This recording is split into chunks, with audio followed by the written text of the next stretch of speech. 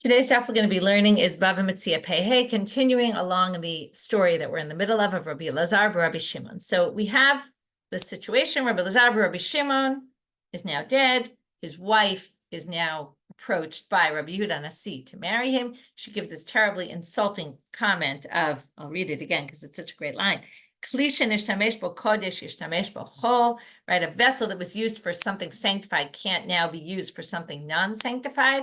What I'm going to move from Rabbi Elazar, Rabbi Shimon to you, as if Rabbi Yehuda Hanasi is not some great person, which he obviously was. So now Rabbi Yehuda Hanasi says, listen, I understand he was greater than me in Torah, to which she responds, I didn't even know that. Thanks for letting me know. But wasn't I better than him in Maasim and in actions? And she answers again, Maasim, we would think means I visited poor, I helped poor people. I visited people in the hospital. I did all these nice things. But no, she understands Maasim as, look at his actions. He took upon himself suffering. And that made him a great man, which is so interesting and ironic because she was all upset with him when he was asking for Yisurim.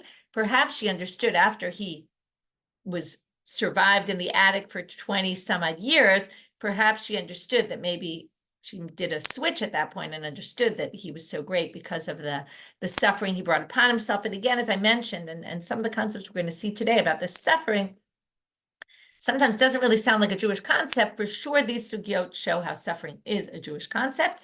First of all, it's the way we sometimes try to explain the unexplainable, which is tzaddik v'rala. When bad things happen to good people, we often say the suffering atones for their sins. And it's viewed as a positive thing. So, and yes, in Brachot, it says that Yisurim Memarkin Avonot Shel Adam, as we mentioned yesterday, that it actually says that they specifically do that. Anyway, she is clearly in awe of him because of that. And Rabbi Yehuda Hanasi hasn't clearly, been part of this Yisurim, but we will see today he does take part in having Yisurim as well.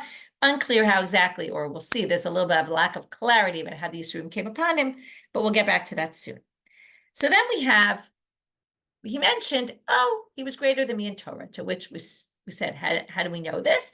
And then we told the story where they both were on the floor, got pushed up to the benches, then knocked down to the floor. Rabbi Shimon didn't understand that it was all to protect him from the ayin hara. So he ends up getting very angry and he takes it on Rabbi Yehuda. He's like, what, you're putting me in the same category as Rabbi Yehuda Hanasi, that you picked him up, put him down, now you're going to do the same to me. And as a result, he starts kind of attacking Rabbi Yehuda Hanasi in the Beit Midrash and winning out over him in all these arguments. He basically, Rabbi Yehuda Hanasi says, I have a question. And before he even says the question, Rabbi Elazar, Rabbi Shimon says, I know what you're going to ask. And here's the answer. And basically showing him you really have no questions. And therefore he was greater than him. Rabbi Yehuda Hanasi gets all upset, and this is where we get to lead into the beginning of today's daf. His father says to him, don't worry. He is the son, lion of a lion. All his koch comes from his father. You are a lion, the son of a fox. You come from, as if like no background, which doesn't make any sense. Rabbi Shimon ben Gamliel was a great Talmud Chacham in his own right. But he says, you're the son of a fox, and therefore your greatness comes from you, and that makes you better than he is. Or not better, but again, I don't know if it's better or, you should feel good about yourself because look, you came to it all on your own. He was born into it, so to speak. It was interesting that Rabbi Shimon ben Gamliel would say you weren't born into it. First of all, they were all Nisiim, right? And Nisiim is a born into role and a role of leadership. But maybe he was saying you're Torah, but again, it's very hard to understand. And that's why the Gemara says here, Hainu de Amar Rebbe, and this Rebbe said, we're at the very last line of Pedal and Amabet, Shlosha Anvatanimhim. There were three people who were known for their humility. And if we talked about before that a lot of these stories are focusing on the arrogance, here's the opposite. And that's why the Gemara is telling you, this is what we really value, people who are humble. Ve'eluhein, Abba, my father, he taught me about humility, and he was one of the great humble people of our lives. Bnei Beteira, the sons of Beteira, and Yonatan ben Shaul, the son of Shaul HaMelech. So let's see how we know this and who these people were. Rabban Shimon Gamliel, okay, we don't need to explain. He called himself a Shu'al. That showed he was humble. Hadamaran, that we already said. Bnei Beteira, Da'amar, if you remember, story in Pesachim, it was the first time, or it wasn't the first time, but somehow Erev Pesach came out on Shabbat, and they didn't know what to do. Could we bring the Korban Pesach on Shabbat? Does it override Shabbat? to which they didn't know what to answer. They were living in Israel, and all of a sudden someone said, Hillel Habavli, he just came from Babylonia. He knows the answer. They brought him. He knew the answer. He said, yes, it overrides Shabbat. And then they said, Hoshivuhu berosh uminu l'nasi alehem. Even though they were the leaders at the time, they saw this brilliant scholar, and they said, we're putting him at the head. That was a sign of humility. Instead of saying, who are you? What are you doing here? You think you're so smart. But no, they said, well, we recognize greatness. Even though we're the leaders, we're going to put you at the head. Yonatan ben Shaul. Yonatan ben Shaul was supposed to be king. Well, David says to him, he says to David, when David became king, you'll be the king of Israel, and I'll be your second in command. Okay, instead of saying, hey, what are you doing here? I'm going to fight against you, and I'm going to be king. So now the Gemara says, both those stories, other than Rabban Shimon and Gamliel, don't really prove humility. Mimai, Dilma Yonatan ben Shaul, the Chazir Degar Alma Batar David. Yonatan ben Shaul didn't have much of a choice. He saw that the people were following David. He saw he had no chance. If he would have fought against them, he would have been killed. It's not like he chose to be second. He realized, I have no choice. So it was a political decision. Bnei Beteira Nami, same thing with them. It could be a political decision. They saw he was better than them. If they would have taken the leadership position, and then things would have come up that they didn't know the answers to, and every time Hillel knew the answer, they would look like idiots, and it would be humiliating for them. So it wasn't humility. It was just trying to prevent future humiliation. Okay, so we've narrowed it down to one. We'll at least give you that one. But the others, we're not so sure. I'm a Rebbe. Now comes Rebbe, and he understands after maybe the interaction with Rabbi Elazar, Rabbi Shimon's wife. Chavivin Yisurim. Okay, clearly Yisurim, suffering is a good thing. Kabel alei He took upon himself for 13 years to get Yisurim. Now I say it's a little confusing why these Yisurim came, because in a few minutes we're going to see that the Yisurim came because of actions he did, and not that he brought them upon himself the way Rabbi Elazar, Rabbi Shimon did, where he begged God to bring him Yisurim.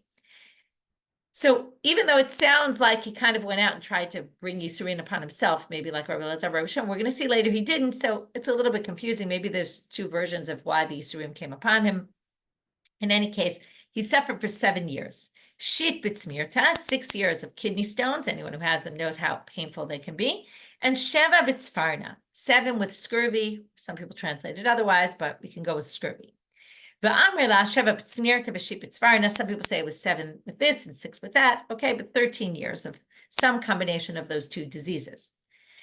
Now we're going to talk about how loud he screamed in pain. He was in such pain that Aharuyare, okay, which is the person who watched, the guy in charge of the stables, in charge of the horses or the animals, Debei Rebbe, who worked in his house, have a Acher Mishavar Malka. Not sure why they tell you this detail. He was I know why they tell you this. He was wealthy, like the Shavar Malka, that's the Persian king. He was so wealthy, he had tons and tons of horses. Okay, that's the main idea here. Kadhavirami Kista, that he had so many horses. Now it's interesting, what's really his wealth? It was Rebbe's wealth, so I don't know why they say it was him, but maybe it was just saying he had a wealth of horses that he was in charge of. Kadhavirami Kista lechevanta, when he would throw the food at the animals, they would all make noise, right? Like they're all excited to get food. And because there were so many animals, the sound of the screams of the horses would carry for 3 miles. So what would he do? He didn't want people to hear Rebbe's suffering in the when he was in the bathroom. So what would, or maybe not when he was in the bathroom, but what they would say, yes, it was specifically in the bathroom, he would cry out in pain. So he would basically feed the animals at exactly the moment that the Rebbe would go to the bathroom. And that way, the sound would overpower Rebbe's cries, and people wouldn't hear him. But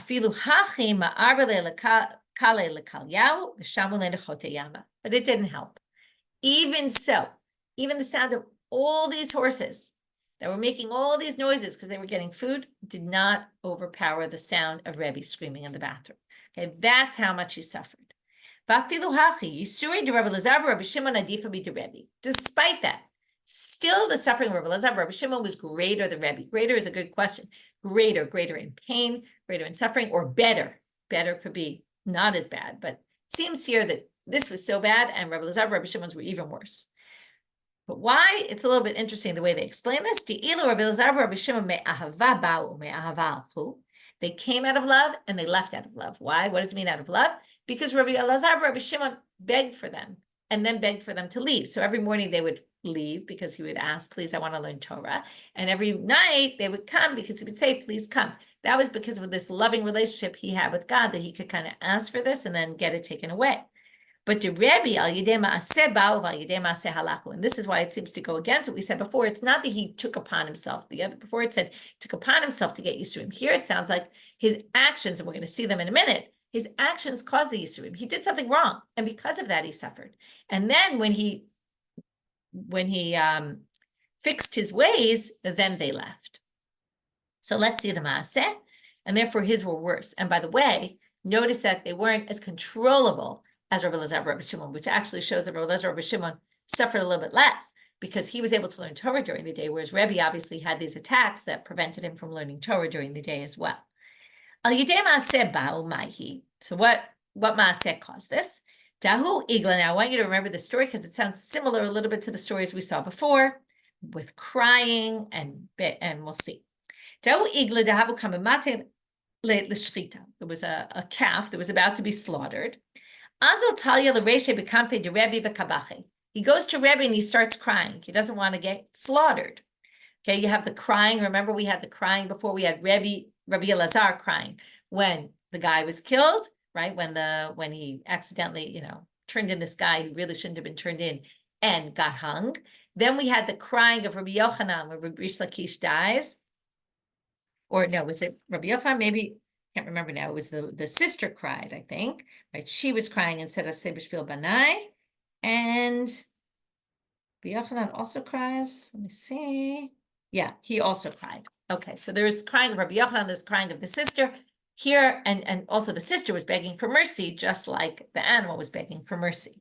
So now this animal's begging for mercy. Amalei zil l'kach notzarta. So Rabbi Yehuda Hanasi just says to go, stop bothering me. Don't come near me and start crying. This is what you were created for. It clearly wasn't a vegetarian, okay? Didn't believe that animals are not created for the purpose of being slaughtered. Amrei, and in fact, he got punished because he had no mercy for this animal. And because of that, the Yisurim came upon him. So showing a lack of mercy causes the Yisurim, the suffering. So how did they get repealed, this zera that he needed to do this? Yom Echad, Hava kaknasha ante de Rebbe Beta. The Ama of Rebbe, the maidservant, was sweeping the floors. Hava shad b'nei karkushta. There were chuldot there. What do you call them? I don't know, from the rat family. Here are weasels. Thank you. There were weasels on the floor. She starts sweeping them up. Kaknasha lehu. She's sweeping them up front while she's sweeping. Amar la shavkinu. He says, no, leave them. K'tiv v'rachamav al kol ma'asav. It says God has mercy on all of his creations. Right? That's from Ashrei. And Amrei ho'ilam urachem nirachem alei. If God has mercy on all of his creations, then we should also. And he doesn't. Right? He saves the chuldot, the weasels. And on account of that, he gets saved from the suffering.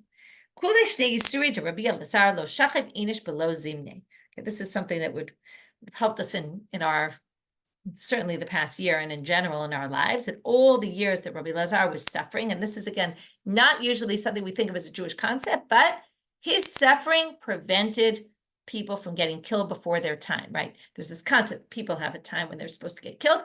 And then sometimes, unfortunately, and this is what we're unfortunately experiencing right now on a daily basis, that, soldiers are getting killed seems to be way before their time, and that these things kind of just happen. But with this huyot of Rabbi Elazar, while he was alive, he was able to save and make that never happened in his lifetime, that anybody was killed before their time.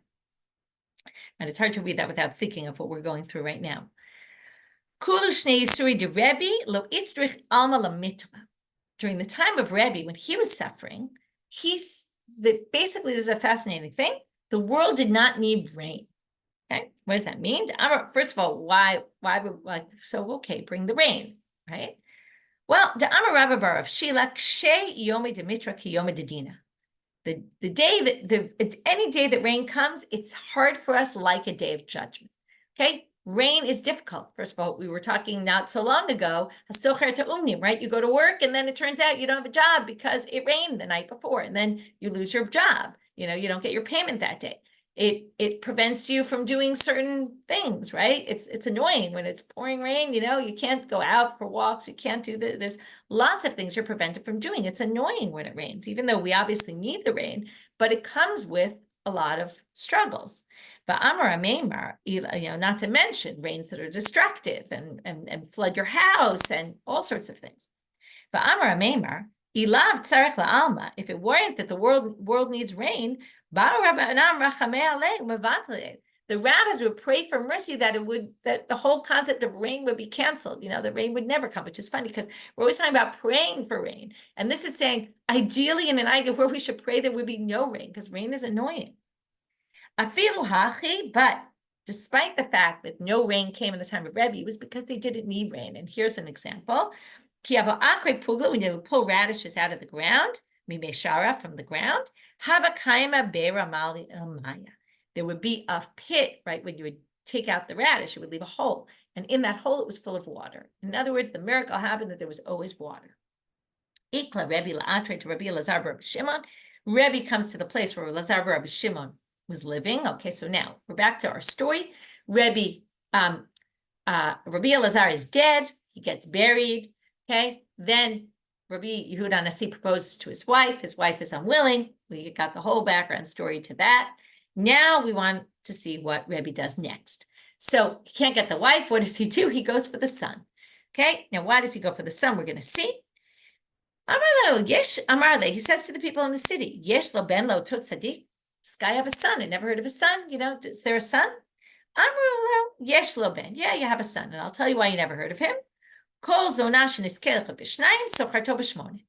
Any prostitute that gets double pay, okay, like the best of the prostitutes, they hire him for eight times. Okay, in other words, he is the male prostitute, par excellence. Okay, that not only, right, does he get 8 times his salary, he gets 8 times his salary from the prostitutes. Like usually prostitutes don't go to prostitutes, but okay, that's where he's standing.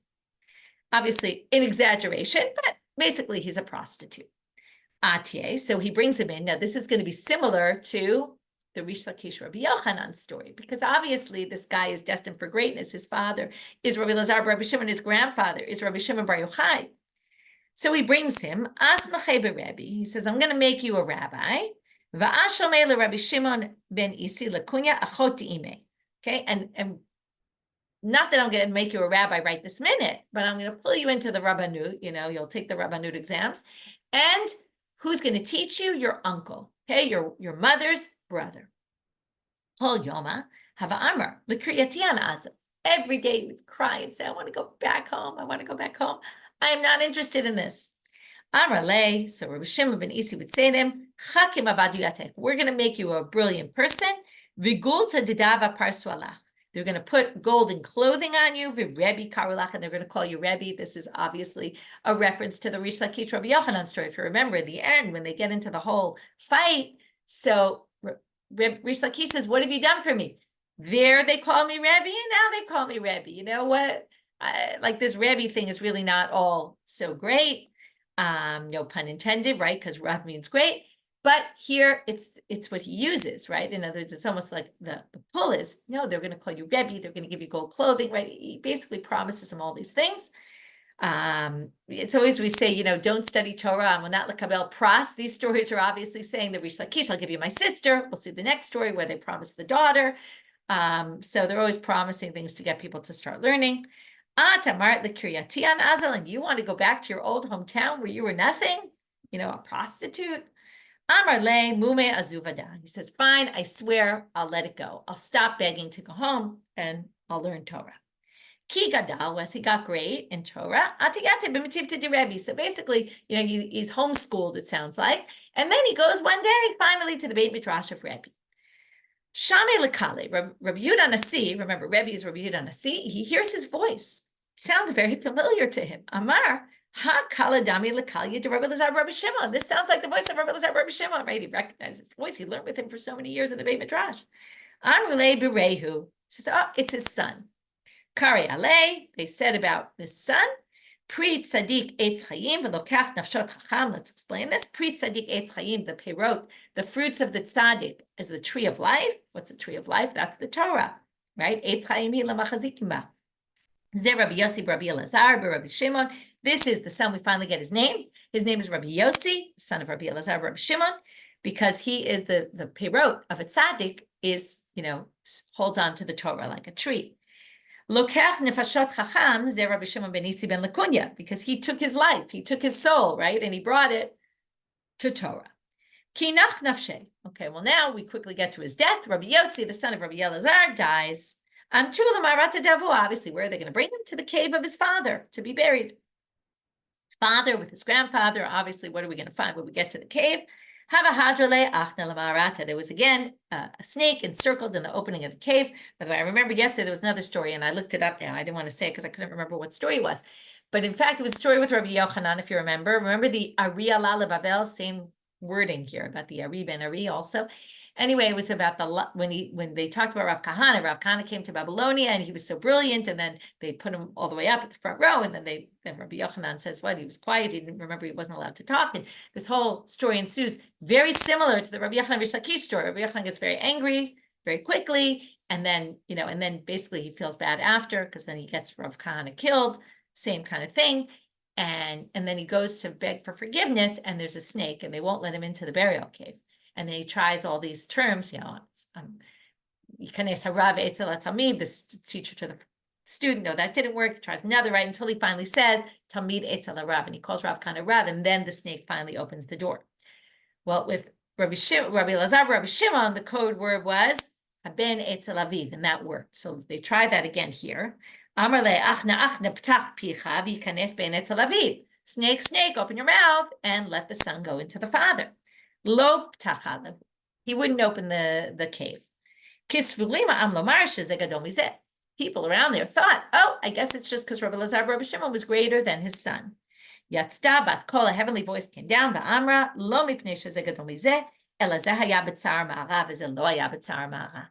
It's because Rabbi Elazar Rabbi Shimon and his father both suffered in the cave for all those years. Going back to the cave story from Masechet Shabbat.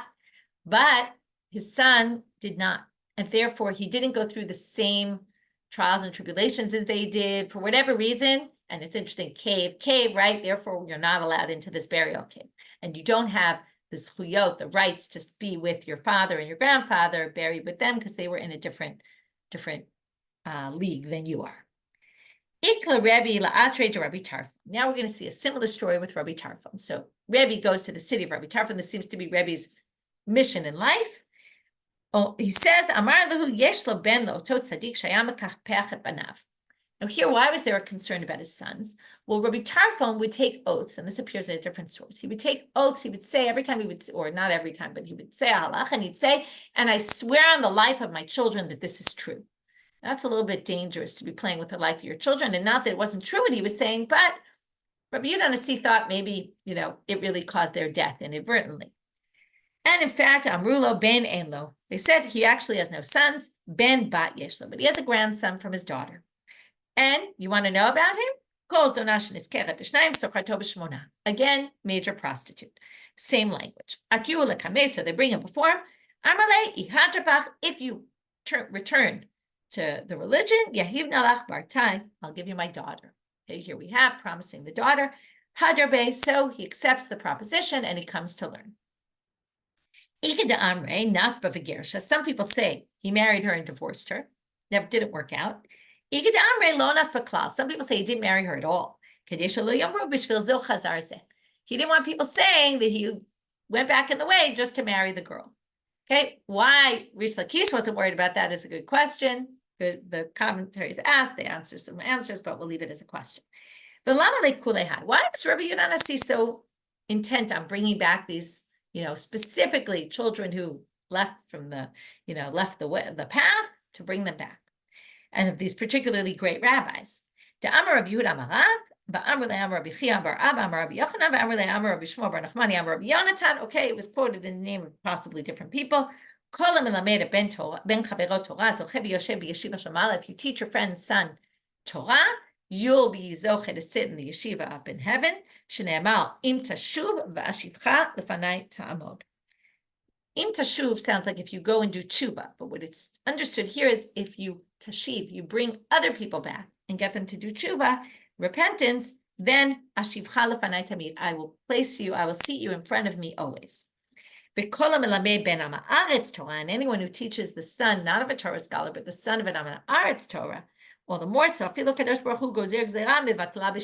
if God decrees something evil, he will repeal the gzera on account of you.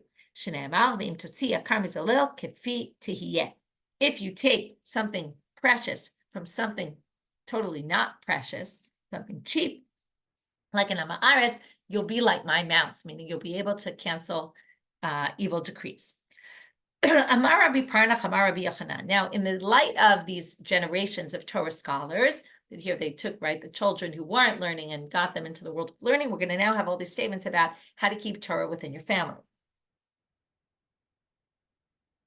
So we now quote this pasuk. Rabbi Parnach says in the name of Rabbi Yochanan, Koshu Talmid Chacham, Ubeno Talmid Chacham, Uben Beno Talmid Chacham. If you have 3 generations of Torah learners, Shuv Ein Torah Posekim Yisrael. The Torah will never leave your children. Now, this isn't exactly true, but we're going to see what this means. La'olam, forever.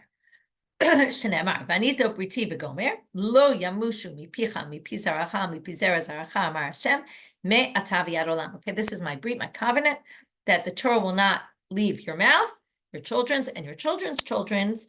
God said forever. So how do they understand this? So it means, right, if there's 3 generations, then God promises it will never leave you forever. My Amar Hashem, why does it say God promises? Amar Kadosh Baruch Hu, ani arev lecha b'davar zeh. I will be the guarantor for this promise. My me'ata v'yad olam, Amar Rabbi Yirmiyah, and now they're going to have to explain, what does it mean forever? I mean, we know that people might have 3 generations of Torah scholars, and then they don't anymore. Amar Rabbi Yirmiyah, mikam ve'elach Torah mechazeret al achsanya shelah. From that point on, God tries to ensure, now there's free choice, but God kind of has the Torah chasing them, trying to get them to learn. Rabbi Yosef Yativ Arba'in Ta'anith Yata. Now we're going to have a full slew of rabbis who fasted for all sorts of reasons. This is similar to the Yisurin approach to life. Okay, take upon suffering, and that will help you with various things. So he sat for 40 days and fasts. And then he was zoche that the Torah never left his mouth. Yativ Arba'in Ta'aniyata Achrinata. He did another 40. And then he merited that also it didn't leave his children. Then he had to sit for 100 fasts. After that, then he got the 3rd generation in, and he was told, you don't have to do any more than this because Torah mechazeret al achsanya shelah, because after 3 generations, already God will make it much easier for the Torah to stay in your family. Rabbi Zera, Kisalak LaEretz Yisrael, when he made Aliyah to Eretz Yisrael, we've seen this famous story of him making Aliyah. Yativ Bantaniyata, Delishtakaf Talmud Bavliemine. This is fascinating. He took a fast so he would forget all the Babylonian Torah he learned. A little strange. So it wouldn't bog down his mind, and he wouldn't be open to kind of learning the different Torah of Eretz Yisrael. This is good about, when you come with a bias already, or you come with a way of thinking, it's hard to break that. He wanted to clear everything out, like empty the memory of your computer, start from scratch. Yativ mea achroniata de lo lishkov Rabbi Elazar b'shnei. He didn't want Rabbi Elazar. This is Rabbi Elazar ben Pedat, the Emor of Rabbi Elazar, the student of Rabbi Yochanan, who we saw yesterday, who, didn't match up to Rish Lakish, but obviously was still a great person of his generation. He didn't want him to die in his time so that he would be able to learn with him. And also he didn't want to have public responsibilities on his shoulders. He wanted, to be done by other people so he could be free to learn Torah. But he did another 100, that the fire of hell wouldn't come to him. Similar to Rabbi Elazar, Rabbi Shimon, who tries to test, right? He goes through surgery to get all the, check if he's really good inside. Here also he wanted to check, he wanted to do some sort of test, a very different type of test, to see if he was surviving and not going to burn in hell. So how did he do this? A little bit strange, although we saw a story with a guy who did this and put himself in an oven. Shagar tanuri, he lit up the oven. Selik v'yata b'gabe, he went up and went into the oven. Lo havashalta be'nura, and no fire got him. Okay, he was saved.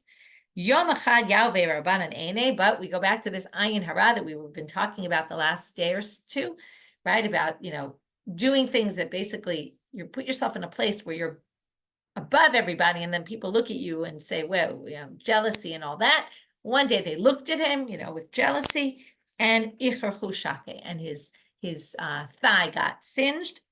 Ukarele katin charech shake, and they called him the short guy who has the singed thigh. That was the nickname they gave him. By the way, Zera in the Yerushalmi, he appears as Ze'eri. Ze'era in Aramaic means short or small. So he was called the small one. It's not short, it's small, but he was called the small one because he was obviously short. Amar Rabbi Yehuda Amar Rav, my dichtiv, mia ish hachacham v'yabenetzov, asher diber pi Hashem elav v'yagida, ama avda ha'avet. So here's a pasuk that basically says, Yirmiyahu, who is going to tell us? Who knows? Basically, nobody knows why the lamb was destroyed. Right? We're talking about the Churban Abayid, and the Yirmiyahu, he wrote Eicha. It's all about the destruction of the temple, first temple. Davar zeh, moving now to Amabet. Amru chachamim below Pershua, Amru neviim below Pershua. The chachamim said they couldn't explain it. The prophet said it, they couldn't explain it. Ad shePershua kadosh baruch hu ba'atzmo. Who, and in the end gives them the answer? God. As it says, it's right there in the Psukim in the same section. Vayomer Hashem, we're in Yirmiyahu chapter 40. Alazvam et torati asher natati lifnehem, because they left my Torah that I put before them.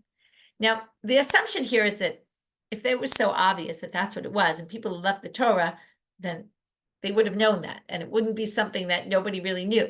So therefore, comes Rabbi Yehuda Amar Rav, is a very famous line, Shelo birchu b'Torah tchila. What was their sin? They didn't make the blessings on the Torah first. Okay, what does that mean? Unclear what it means. Does it mean they didn't make the blessings on the Torah at all? And why is that so important? So some people, there's many different explanations offered for this. I'll give you a few. Either that they just, what does it mean to not make the brachas on the Torah? It means you don't appreciate it. Okay, you just don't understand that it's a huge gift that you got. You have lack of appreciation. Like you eat without making a blessing, you don't appreciate where your food is coming from. That's one option. Another option is they didn't do it first, meaning someone did it before them. They let the Amei Haaretz make the blessing before they made the blessing. And then that showed basically that they were showing respect to the Amei Haaretz, which means that they didn't really respect themselves, which means that people looked and said, oh, Talmudei Chachamim were saying Amei Haaretz are better, well, then there's going to be lack of respect for Torah. Some people say that it was, they looked at it as an intellectual pursuit only and didn't understand that there was more to it than that the bracha kind of adds the element of this isn't just an intellectual exercise like studying, some literature, but it's something more than that. Okay, lots of ink has been spilled on what exactly this means, and you can see why, because it's all about, what caused the destruction. That's obviously a very major question.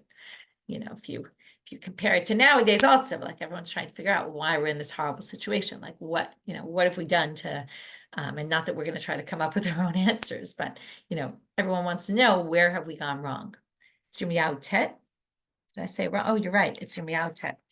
This is my problem. My vision is not so good anymore. The Tet looks like a mem. Okay. I can read perfectly well, but not those teeny little letters that tell you the Psukim references. So thank you. It's Yirmiyahu Tet. Okay, now moving on, right? Ideally, I should know what chapter has what in it in the Nevi'im, but I don't. Okay, Amar Rav Chama, my dichtiv belev navon tanua chochma ubekerev ksilim tivada. It's a bit of a strange pasuk.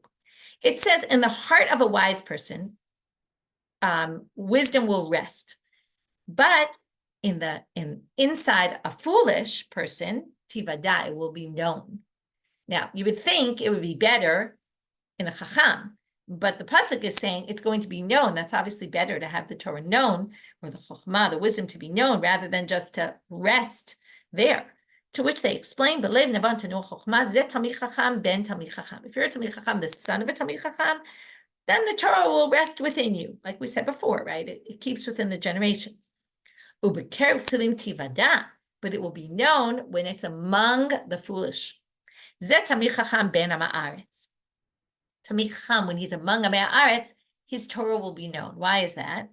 Amar ula hainu da amrei nashe. This is what people say. Istre belegina kish kish karya. if you have a coin, one coin in a metal can, let's say, okay, and you shake that, it's going to make a really loud noise. But if you are full of coins and it's full to the top and you shake it, no noise is going to be made. And that's the idea. If you're a Talmid Chacham within a community of Talmidei Chachamim, no one's going to hear your voice really, because, unless you really shine. Otherwise, you're just like everybody else. But if you're among people who don't know Torah and you speak, people will hear you and it will be noticed and you will be able to make the word of God known. So that's why, okay, again, it's comparing a lot the Ari ben Ari, right? These are different approaches, right? He was saying you're better because you're an Ari ben Shu'al, right? It's like you're a self-made. It's not the same idea, but it's similar to be just comparing different types of Torah scholars.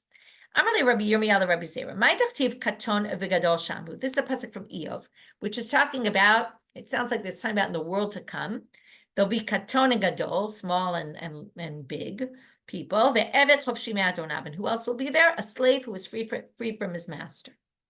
Atu le'yadina de katon v'gadol shamu. What? We don't know that there's small and smaller and bigger people there. Ela kol hamaktin atzmo divrei Torah ba'olam hazeh. What it means that a small person, if you make yourself small, and you're not arrogant, then you'll become a great person in the world to come. And that's what the katon and gadol mean. It's not size, small and large, or but what it's saying is if you, and it goes back to the humility, you humble yourself with Torah in this world, you'll be a great person in the world to come. And what about the Eved part? If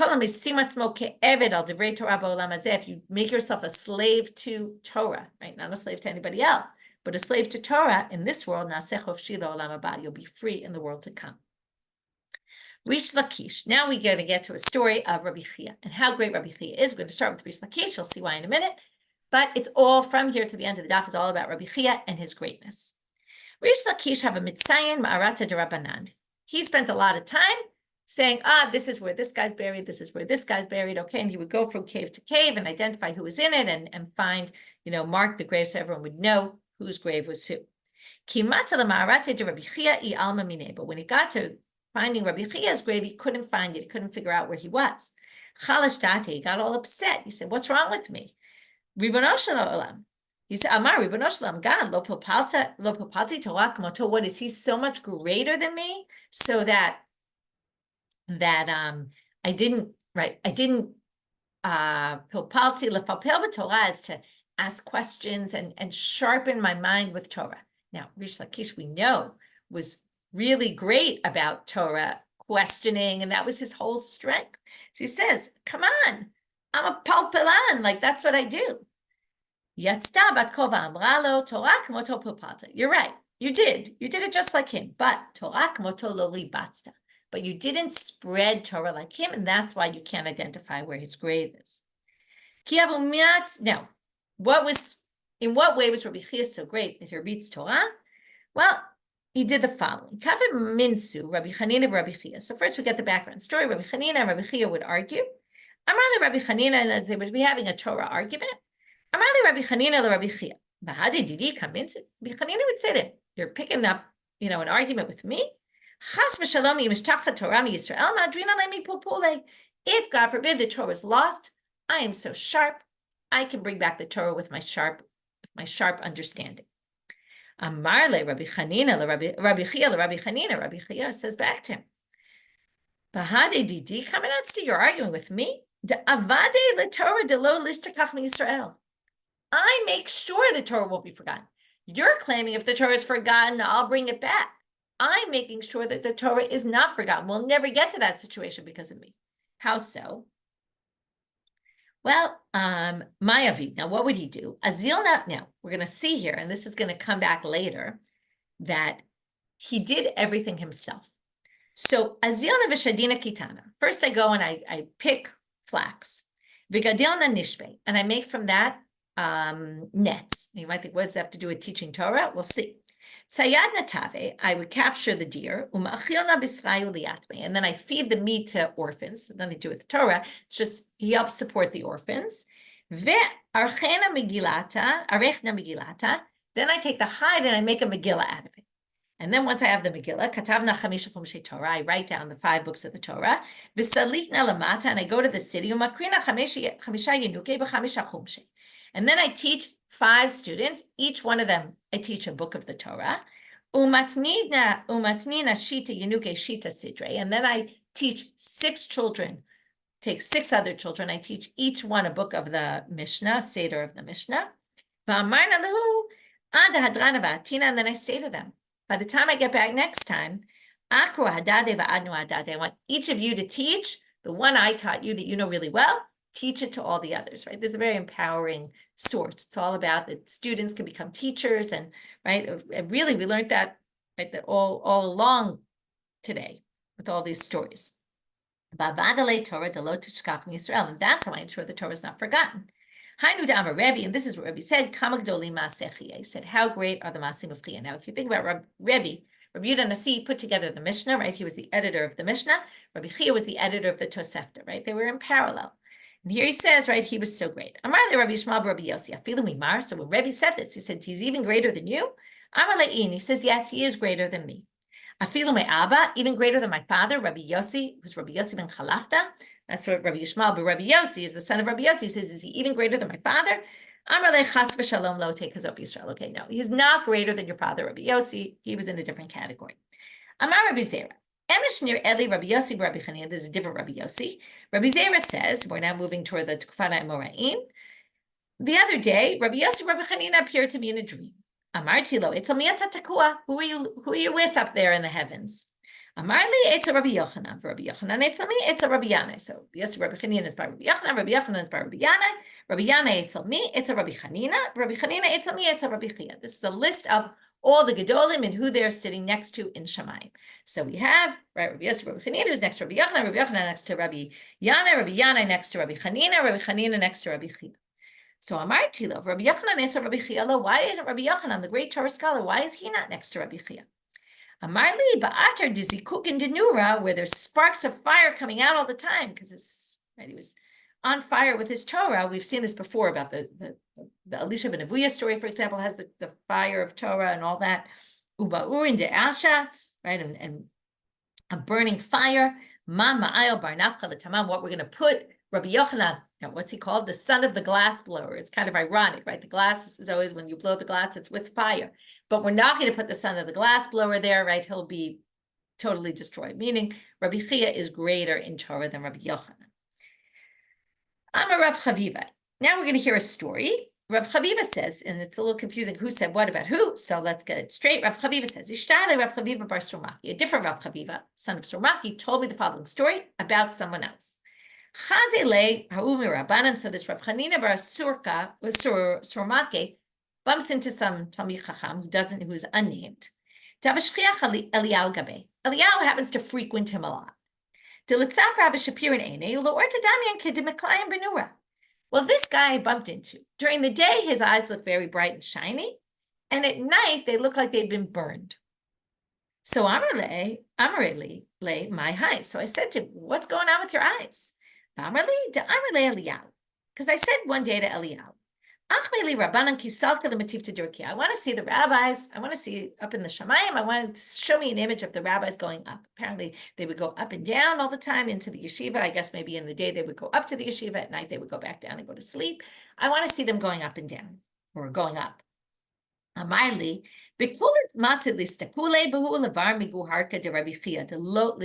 can look at everybody, but not the chair or the throne or whatever. However you translate this, not the seat of Rabbi Chiya. My simon, how will you know which one to look at and which one not? And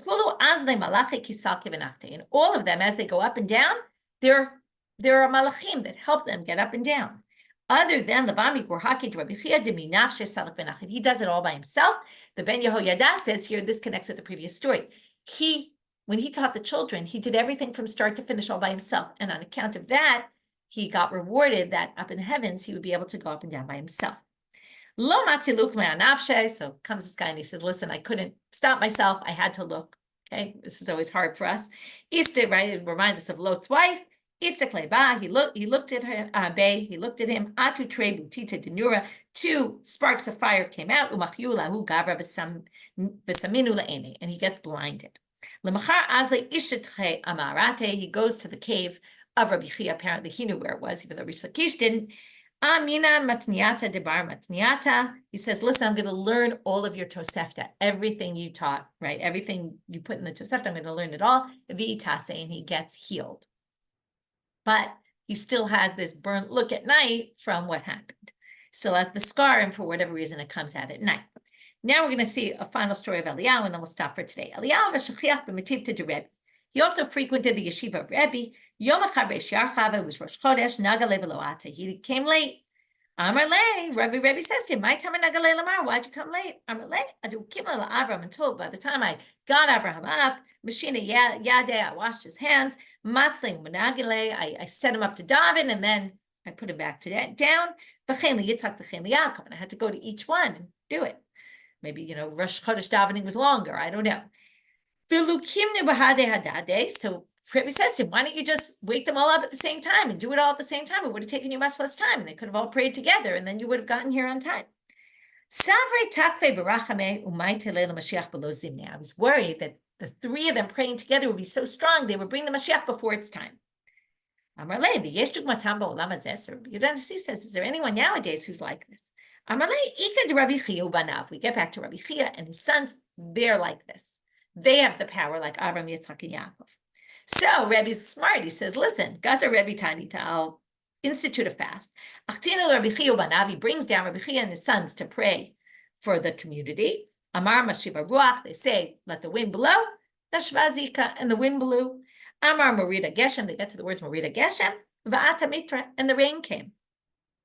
Kimata Lamemar Machaye HaMeitim Ragash Alma. When he gets to the words Machaye Meitim, and all of a sudden there's going to be all the resurrection of the dead, well, the world shook like an earthquake. Why? Amre b'merkia mangali razia ba'alma.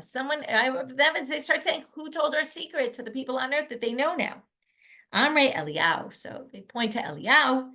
Achua Eliyahu machyu shitim pulsa denur, and he gets attacked by 60 pulsa denurs, which are like some sort of fiery stick.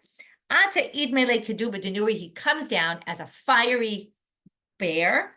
Al benayu v'tardinu, and he comes in between the 3 who are davening, and they get distracted and they stop davening. And that's how our story ends. And again, you see the greatness of Rabbi Chiya, but the danger of, as we say, playing with fire and going too far. So over this daf, we saw all about the idea of humility, the idea of understanding the power of Torah, how great it is, but also how dangerous it can be, and using things in the wrong way, and bringing back sons who veered from the path, and all different kinds of stories. With that, we'll finish for today, and we'll pick up from here tomorrow. Wishing everyone a good day, and Shiur B'Sorot Tovot.